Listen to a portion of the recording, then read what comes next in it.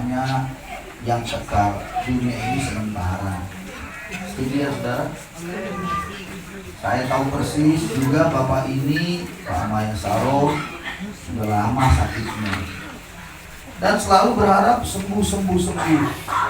Tapi memang ingat baik-baik, sembuh itu pun, kalau seandainya sembuh pun, itu hanya menunda kematian. Karena semua orang pasti mati, tidak ada orang yang tidak mati. Dan bagi anak-anak Tuhan, orang percaya, kematian sebenarnya tidak perlu ditakutkan. Kenapa? Karena dengan matilah maka kita sampai ke surga. Mau masuk surga? Mau. Caranya mati. Nah, jadi memang begitu dia. Kalau nggak mati ya nggak sampai di dunia ini saja terus. Nah itu sebabnya perlu kita sadari oleh kita yang masih hidup hari ini, kita harus berkata bersyukur. Kenapa? Sudah selesai, bagian namanya asal sudah selesai. Dia nggak menderita lagi, kita ini yang menderita. Bukan kita menderita semua. Kenapa? Masih tinggal. Tunggu aja sebentar lagi, pasti ada lagi yang nyusul. Kenapa begitu? Ya itulah hidup di dunia ini.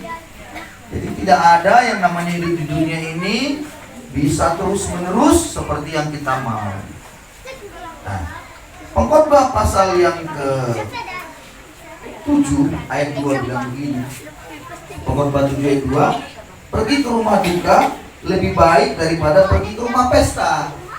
Nah, kita mana lebih enak? Ke rumah pesta atau ke rumah duka? Nah, biasanya kalau ke rumah pesta ada dansa, ada joget-jogetnya kan, ada tariannya kan, ada lagi di situ namanya bahasanya nenek keyboard kan, katanya di kampung itu nyanyinya pun teriak-teriak kan, ditambah lagi dengan ada itu siraman panas sedikit kan. Bahasa Inggrisnya itu apa? Kok tahu ibu ya? Nifare katanya. Hebat sekali. Berarti ibu ini pengalaman. Di kampung dia lihat siapa? Suaminya kakak mabuk. Wah, gawat sekali. Tapi kalau kita pergi ke rumah duka, itu biasanya kesedihan. Makanya pergi ke rumah duka lebih baik daripada pergi ke rumah pesta. Mengapa? Ayat ini bilang, karena di rumah dukalah kesudahan setiap manusia.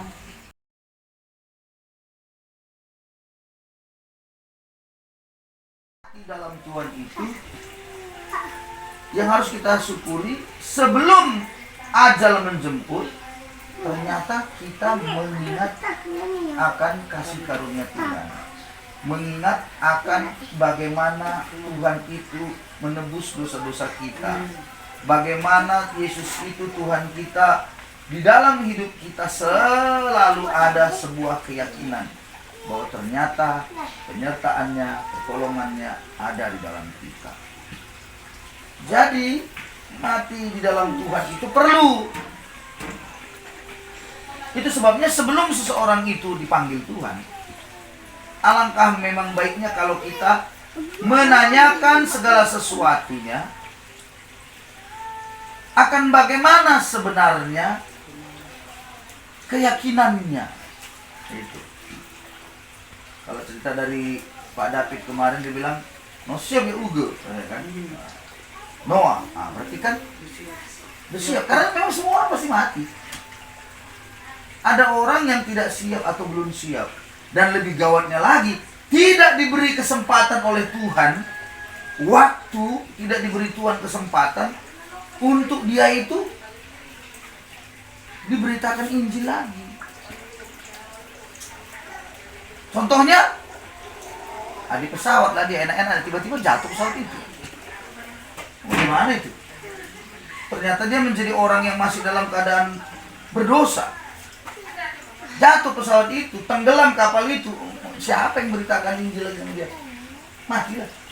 Dan itu yang disebutkan menderita, bukan berbahagia hidupnya. Jadi itu sebabnya saya ingin memberikan penguatan begini untuk semua di sini kita. Satu, ada sedih, ada duka cita karena meninggal. bapak ini ama Gamute alias ama Yasaro alias apa lagi semalam dibilang itu? Hah? Ama Jibulu. Hebat sekali. Malam baru ku tahu semua. Gelarnya itu, Pak. Iya, makanya ku tahu. Oh, ama Jibulu lagi ada Gelar lagi. masa muda itu, Pak. Hah? Gelar masa muda. Gelar masa muda. Ama Jibulu. Oh, lupa. Aku nggak tahu. Iya. Di dalam perjalanan hidup manusia itu kan kadang gini. Pada waktu dia masih kekar-kekarnya,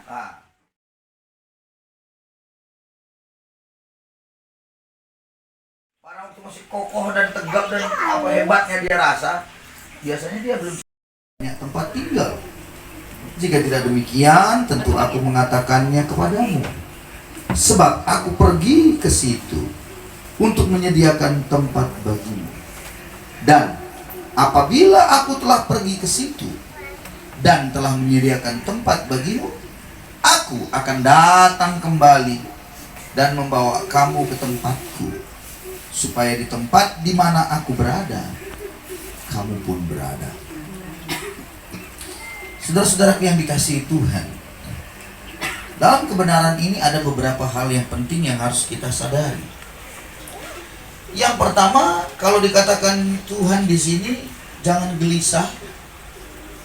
Percayalah kepadaku, percaya di rumah Bapakku banyak tempat tinggal. Yang pertama dulu, Tuhan sedang mengatakan bahwa di rumah Bapakku banyak tempat tinggal. Berarti sebenarnya yang pertama rumah kita bukan di sini. Ingat itu semua kita. Di rumah Bapakku banyak tempat tinggal. Dunia ini hanya sementara. Jadi maaf ya kalau saya bilang, nggak ada yang perlu kita sombongkan hidup ini. Kadang-kadang aku tengok sombong kali, baru lulus PNS pun udah sombong setengah mati. Nggak tahu bagaimana sombongnya pula, seperti nggak menginjak tanah dia begitu. Ada orang punya rumah, rumahnya besar, berlantai 3 karena dibilangnya untuk Allah Bapa, Allah Anak, Allah Roh Kudus 3. Sombong juga dia. Saya bilang, apa yang disombongkan di ini? Mati juga nya. Ada orang baru beli mobil, punya mobil dia, sombong juga. Tapi disombongkan. Semuanya yang ada di dalam dunia ini pada akhirnya ditinggalkan. Katakan amin. Amin. Karena tempat ini bukan rumah kita, bukan di sini. Jadi waktu kita nanti memasukkan orang tua ini ke dalam peti, itu sebenarnya jadi satu simbol bahwa rumahnya bukan di Gang Nusantara ini. Rumahnya bukan di sini sebenarnya. Mari Ibu, masuk. Silakan. Mohon maaf, ini ada tamu. Silakan Ibu, yang mana kursinya? Duduk Ibu.